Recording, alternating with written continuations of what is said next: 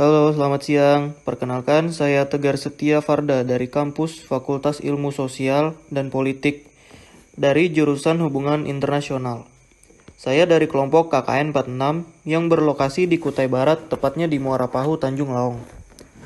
Di sini saya akan menjelaskan apa itu social distancing dan bagaimana melakukannya. Tapi sebelumnya saya akan menjelaskan dulu tentang COVID-19. Baik, saya akan menjelaskan apa itu COVID-19. COVID-19 adalah penyakit yang disebabkan oleh virus Severe Acute Respiratory Syndrome Coronavirus atau yang disingkat dengan SARS-CoV. COVID-19 ini dapat menyebabkan gangguan sistem pernapasan, mulai dari gejala yang ringan seperti flu hingga infeksi paru-paru seperti pneumonia. COVID-19 awalnya ditularkan dari hewan ke manusia. Setelah itu, diketahui bahwa infeksi ini juga bisa menular dari manusia ke manusia. Penularannya bisa melalui cara-cara berikut.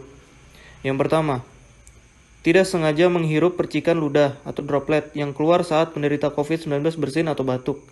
Yang kedua, memegang mulut, hidung, atau mata tanpa mencuci tangan terlebih dahulu, setelah menyentuh benda yang terkena droplet penderita COVID-19.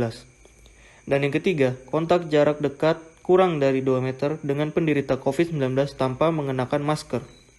CDC dan WHO menyatakan COVID-19 juga bisa menular melalui aerosol atau yang disebut partikel zat di udara.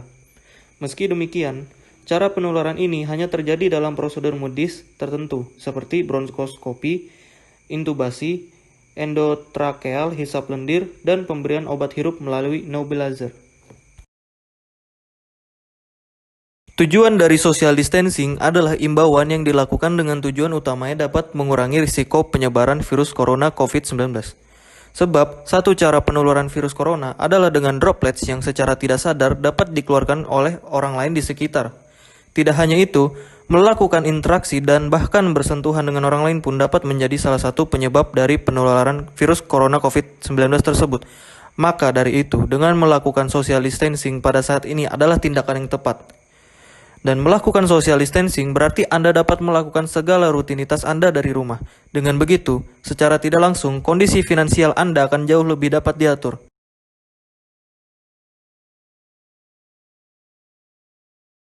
Oke, selanjutnya adalah gejala awal infeksi COVID-19. Gejala awal ini bisa menyerupai gejala flu, yaitu demam, pilek, batuk kering, sakit tenggorokan, dan sakit kepala. Setelah itu, gejala dapat hilang dan sembuh atau malah memberat. Penderita dengan gejala yang berat bisa mengalami demam tinggi, batuk berdahak atau berdarah, hingga sesak napas dan nyeri dada. Gejala-gejala tersebut di atas muncul ketika tubuh bereaksi melawan virus COVID-19. Adapun selanjutnya saya akan menjelaskan bagaimana tata cara untuk social distancing. Sebelumnya saya akan membahas tentang persiapan social distancing. Ada beberapa hal yang perlu Anda persiapkan sebelum menjalani social distancing atau pembatasan sosial, yaitu yang pertama, merencanakan kegiatan. Anda mungkin sudah terbiasa beraktivitas, misalnya belanja, tanpa perlu khawatir ramai atau tidaknya tempat yang Anda kunjungi. Namun, di masa pembatasan sosial ini, hal tersebut harus direncanakan ulang. Pasalnya, berkunjung ke tempat ramai akan meningkatkan risiko Anda terjangkit virus corona. Jika Anda memang harus datang ke tempat umum, pilihlah waktu berkunjung di luar jam sibuk. Misalnya ketika Anda ingin membeli kebutuhan rumah di pusat perbelanjaan, datanglah di siang hari pada hari biasa dan bukan di akhir pekan.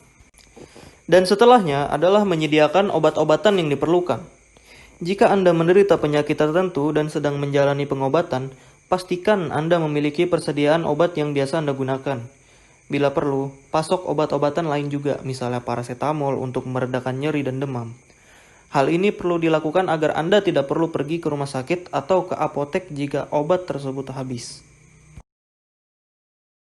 Dan selanjutnya adalah memenuhi kebutuhan harian. Persiapkan stok makanan, sabun, disinfektan, dan kebutuhan sehari-hari lainnya dalam jumlah yang secukupnya. Hindari panic buying atau membeli barang secara berlebihan. Jika Anda dan anggota keluarga Anda sehat, tidak perlu menyiapkan stok masker. Saat membeli makanan, pilih dan konsumsilah makanan bergizi seimbang yang dapat memperkuat daya tahan tubuh, seperti buah-buahan dan sayuran. Kemudian simpan makanan yang sudah Anda beli di dalam wadah yang bersih dan letakkan di kulkas. Dan selanjutnya adalah mempersiapkan akses internet.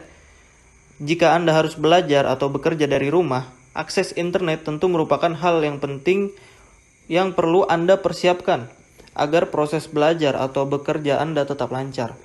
Sediakanlah WiFi atau kuota internet yang cukup dan memiliki kecepatan yang stabil. Selain untuk membantu Anda belajar atau bekerja, internet juga bisa Anda manfaatkan untuk mencari informasi terbaru